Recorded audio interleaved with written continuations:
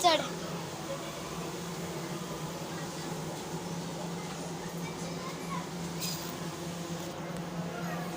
श्री स्वामी समर्थ. कसे आहात तुम्ही सर्वजण? मस्त आहात ना? मस्तच राहा.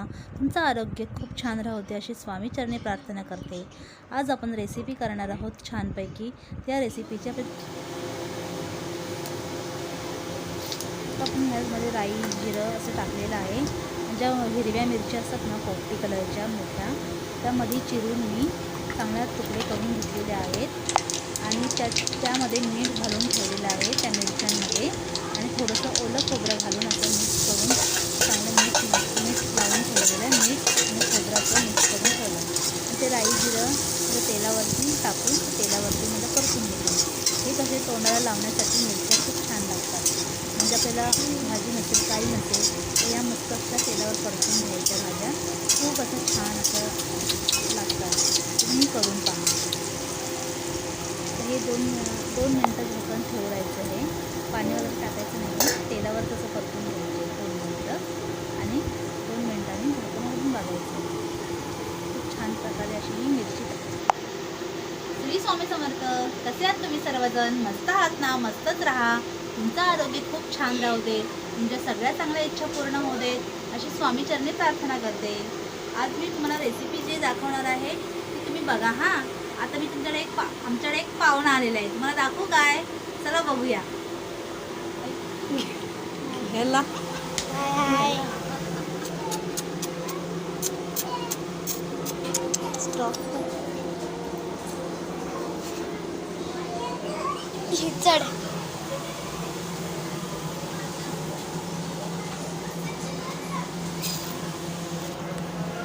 काय पाहिजे? चपाती पाहिजे?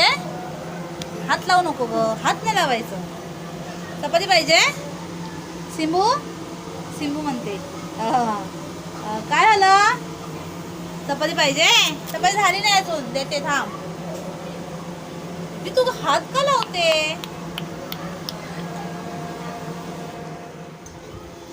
आता हे 2 मिनिटांनी मी झाकण काढलेलं आहे. बघा खूप छान अशा प्रकारे मिरची झालेली आहे. आता ही भाजी वगैरे नसली ना तरीही मस्त ह्याच्याबरोबर आपण जेवण जातं मस्तपैकी. तर आपली मिरची झालेली आहे रेडी. तोंडाला लावण्यासाठी मिरची घेतलेली आहे. मी मिरच्या काढून घेणार आहे आणि सुगंध येत आहे त्याचा. भाजी घालणार आहे फोडणीसाठी. आता काढून घेऊया. या वालीच्या शेंगा आहेत.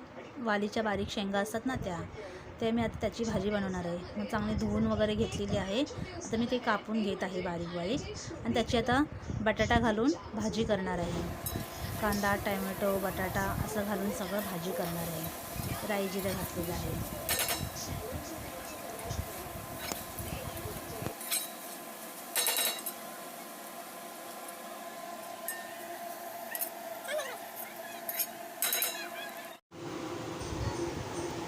मी चपात्या घेतलेल्या आहे. पीठ मळून ठेवलेलं होतं, लाटून ठेवल्या होत्या. आता हे चपात्या करते आहे. जेवण आज मी तुम्हाला करून दाखवणार आहे. काय काय भाज्या नाही दाखवल्या पटकन, खूप घाई झाली ना.